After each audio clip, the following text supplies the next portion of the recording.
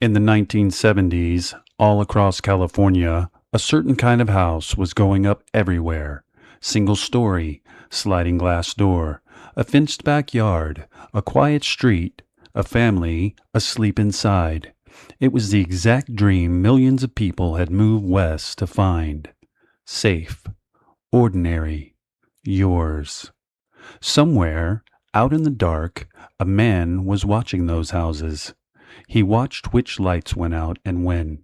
He learned the routines of families who had no idea he existed because he didn't have a name yet. Over the next decade, he would earn several.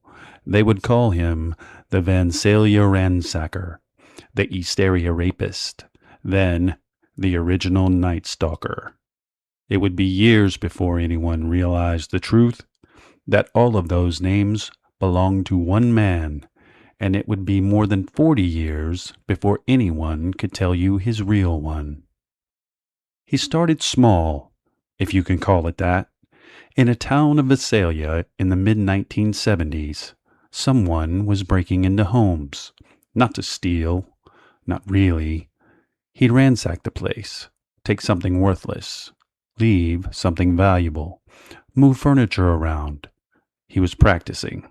He was learning what it felt like to walk through a stranger's life while they slept. Then he moved to Sacramento, and he escalated into something far worse. For years, he terrorized neighborhoods east of the city.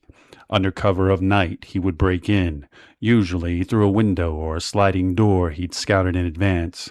He'd attack women, and when there were couples in the house, well, he had a method for that, too. Cold, controlled, rehearsed.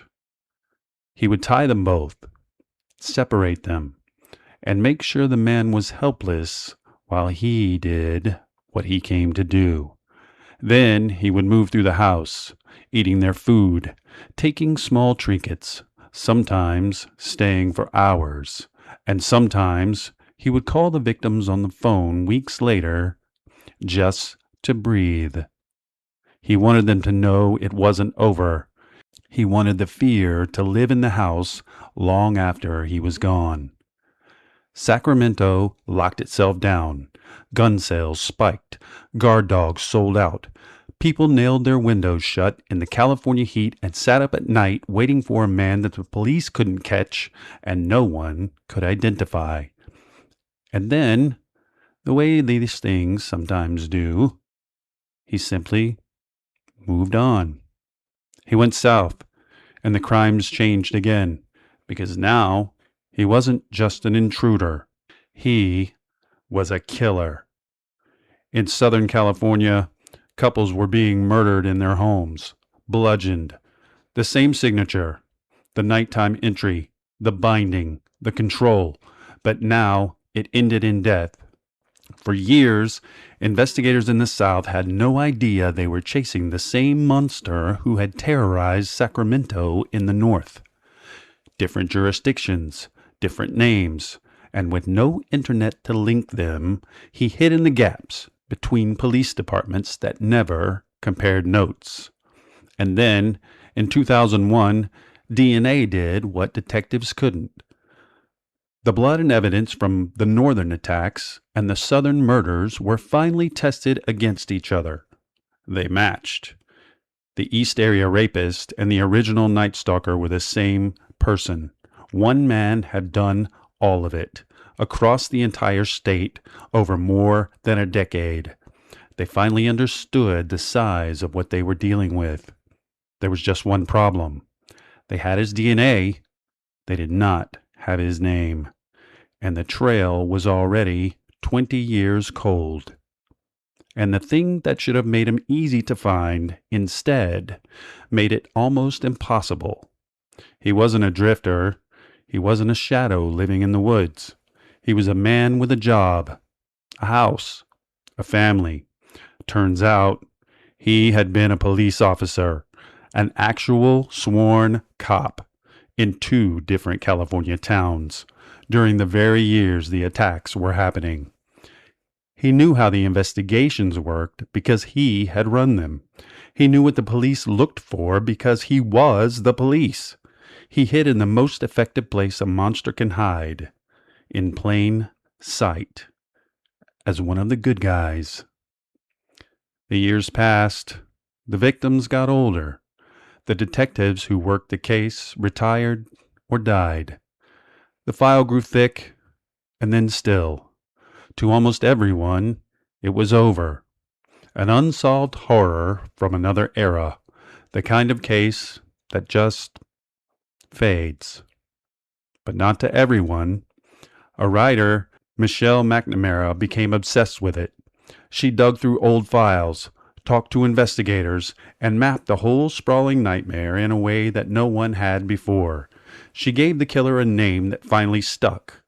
The Goldenstate Killer, because he had made the entire state of California his hunting ground. She poured years into finding him, but before she ever got to see his face, she died in the year 2016.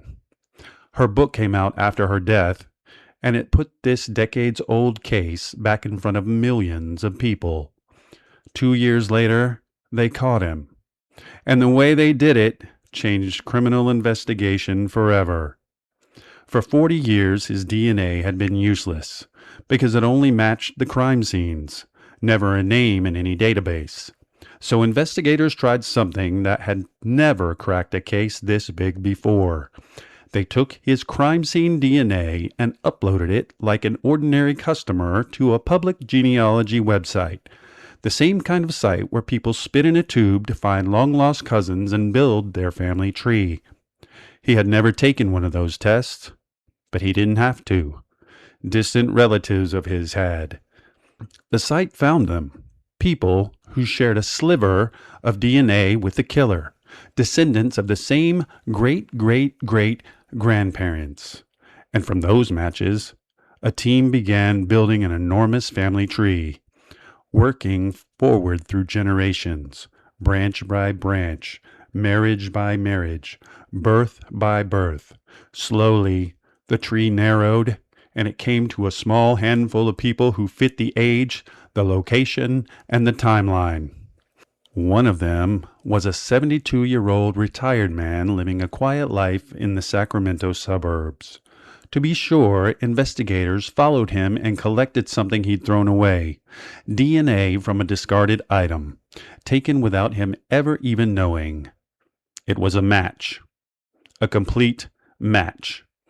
On an ordinary afternoon in April of 2018, in a normal driveway on a normal street, police arrested Joseph James DeAngelo.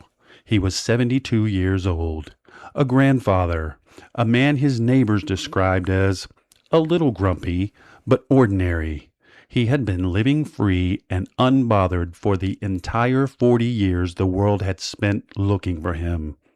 In 2020, to avoid the death penalty, he stood up in a courtroom and admitted to all of it. 13 murders, around 50 predatory attacks, countless burglaries, crimes so numerous that the reading of them alone took days. His victims and their families, many of them elderly, some who had waited more than 4 decades, finally got to stand in a room and speak to the man who had haunted their entire lives. He was sentenced to life in prison with no possibility of ever getting out. A victim testified that during one of his attacks all those years ago, he leaned in close and made her a promise. He told her that he would be gone in the dark.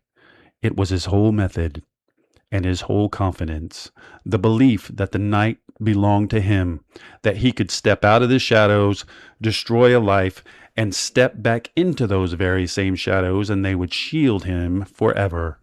For 40 years, he was right. What finally pulled him out of the dark wasn't a detective staking out a window. It wasn't a fingerprint or a confession or a lucky break. It was a distant cousin he had never met, who went on the internet and ordered a kit out of simple curiosity about where their family came from. They never suspected that somewhere on that family tree was a man who had spent his whole life betting that no one would ever connect him to anyone at all. He outsmarted every detective in California. Turns out the only thing they needed to take him down was a cousin he never met.